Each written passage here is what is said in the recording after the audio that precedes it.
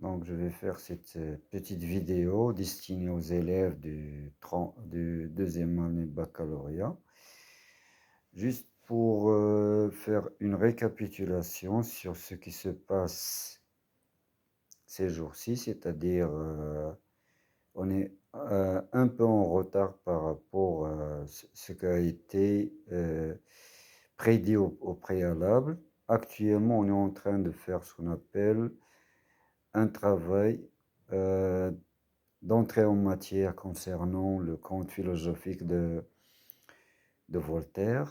On a vu auparavant comment un aperçu historique sur l'histoire de la France. On a dit ensemble que le XVIIIe siècle, en quelque sorte, c'est un aboutissement des changements historiques concernant, non pas au côté dans le côté spirituel ou culturel, mais c'est un cheminement des changements depuis le premier siècle avant premier siècle jusqu'au XVe siècle, qui a été taxé de féodalisme, d'obscurantisme, et avec quelques sacrifices de la part de la population, puisqu'on a constaté que le même sujet euh, se calque sur le tempérament des gens, puisqu'il y avait une certaine monarchie. Et cette monarchie a été entachée par ce qu'on appelle la tyrannie, le despotisme. Donc pour cela, plusieurs facteurs se sont poursuivis, à savoir les penseurs, les écrivains, les philosophes. Et chaque année, il y a des gens qui ont été emprisonnés pour avoir exprimé leur droit de changement, de rétablissement de situation, de changement de situation économique et sociale des gens. Donc, ce n'est pas quelque chose de nouveau, puisque le XVIIIe siècle, avec les philosophes de Lumière, on a constaté le fait qu'il y a la même monarchie qui est en quelque sorte calquée ou protégée par l'esprit religieux, à savoir l'Église, avec le, avec l'étroite relation avec les nobles, c'est-à-dire la pyramide sociale au XVIIIe siècle, n'a pas subi grand-chose. Lorsqu'on parle de Candide, Candide, on a dit auparavant, c'est un conte philosophique qui ressemble en quelque sorte au conte que nos parents, nos aïeuls, nos ancêtres avaient l'habitude de nous parler euh, afin de prendre des leçons, surtout dans le but didactique pour les enfants, pour ne pas avoir peur, pour franchir le cap de la curiosité à un autre cap qui est un peu raisonnable, surtout lorsqu'on sait que le texte ou le conte est destiné aux enfants, dans le but de les mener à mieux s'exprimer en public, à poser des questions, à trouver des solutions, à trouver des définitions à leurs projets avant et après l'entame de l'histoire. Car chaque histoire a un projet, un début, un, un nœud et après un dénouement. Le même constat, on l'a dans le roman Le Conte de Candide, dans lequel Voltaire n'a pas eu grand changement sur l'exercice, sur l'écriture, sur... Seule chose, c'est que le texte philosophique est entaché de raisonnement, de thèse. Pourquoi? Pour essayer de trouver des raisonnements logiques aux pensées des gens, puisque le peuple français a été,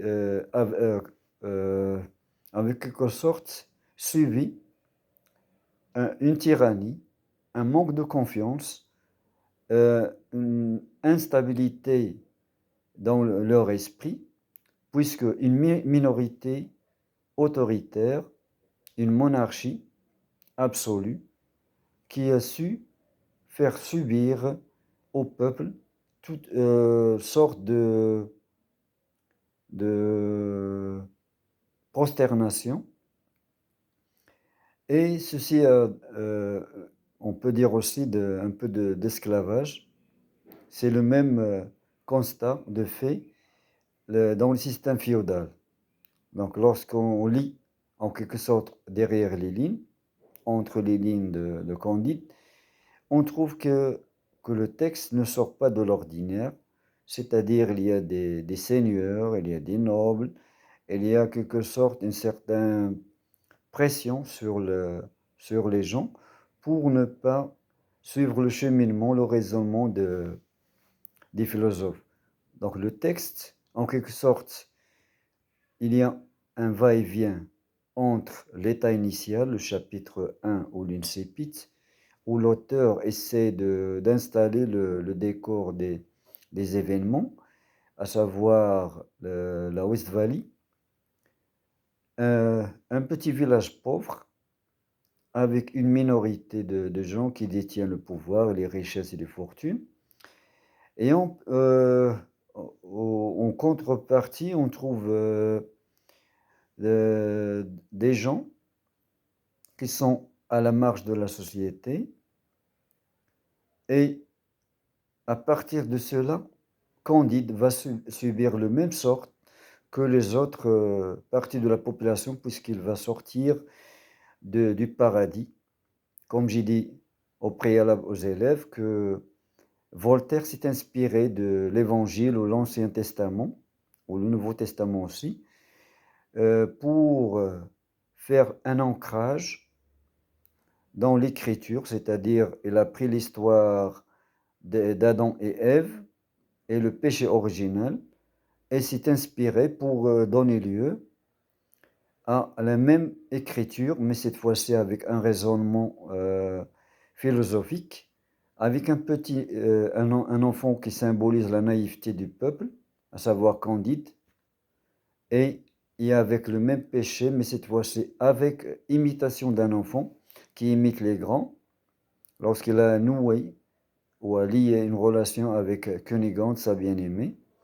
Et ceci va nous donner le cheminement des événements depuis l'incipit jusqu'au dénouement final, c'est-à-dire lorsque Candide va sortir du paradis terrestre, comme le cas d'Adam, qui, euh, euh, qui a suivi les dictons, ou les dictons de Satan, qui lui a permis, qui lui a dit, vous n'êtes pas obligé de suivre à la lettre les règles de Dieu, qu'instaurait Dieu. Donc, vous pouvez goûter de la vie, du plaisir, etc.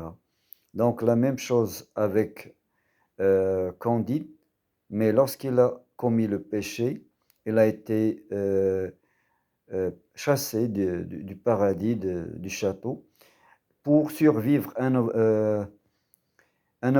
des aventures amères et qui vont en quelque sorte imprégner sa personnalité, puisqu'il s'agit d'un petit enfant, et dans le fil conducteur des idées après, il va survivre, il va surmonter des défis, puisque lorsqu'on parle d'aventure, elle va survivre à des aventures lorsqu'il va être détenu par les Belgares et puni, voire même euh, on va lui couper une partie de son corps et après il va être relâché après avoir reçu la grâce du roi des Bulgares. Et après, dans le chapitre suivant, C'est une remise en question des idées qu'il avait que Pangloss lui a inculqué en quelque sorte, c'est-à-dire l'idéal, la magie de la vie, la tolérance. Mais Candide va être choqué par la suite de voir toutes les hypothèses, toutes les idées qu'il a reçues, les clichés, les stéréotypés vont être remis en question. Et ceci va le trouver dans tous les chapitres, à savoir du chapitre 1 vers le dernier chapitre. Et on va trouver aussi que Candide va se métamorphoser d'un petit gamin innocent, sans idées, sans préjugés. Elle va être à la merci de la vie, de la jungle. Donc, il ne peut pas survivre sans l'aide de ce qu'on appelle dans le schéma actantiel, au schéma narratif des actants, des adjuvants, pour surmonter tous les obstacles. Donc, je vais continuer dans les prochaines vidéos. C'est juste un éclaircissement destiné aux élèves de la deuxième année. Peu après, donc, on va prendre en charge les autres chapitres. Chapitre 3, la guerre, le chapitre 6, l'autodafé, dans lequel plutôt Voltaire relate ce qu'on appelle chez nous la superstition, à savoir le même schéma qui a été vu chez les Égyptiens lorsqu'ils ressentent une calamité ou un éloignement des dieux, puisque c'était des sociétés polythéistes. Et à ce moment-là, pour surmonter ces calamités, j'étais dans l'obligation de jeter dans le fleuve des défis euh, belles, c'est-à-dire comme on appelle à l'ordinaire des offrandes. Et la même chose, on l'a constaté dans l'histoire de l'autodafé. Les offrandes étaient des philosophes, des écrivains, des penseurs, et voire même Candide a été puni et il a été sauvé plutôt, pardon, euh, par la vieille qui va l'emmener à Cadiz et après, etc. Les aventures vont s'acheminer vers jusqu'au dénouement final, puisque le Candide va faire des périples, des voyages périlleux par-ci par-là, presque il va faire le tour du monde pour nous dire que l'histoire, le conte philosophique n'est pas euh, été écrit pour la France ou pour l'univers français, mais c'est une œuvre universelle qui a été traduite par la suite dans d'autres langues. Donc, je vous donne rendez-vous dans les prochaines vidéos. À bientôt. Merci pour votre écoute et merci infiniment pour vos encouragements, vos réactions.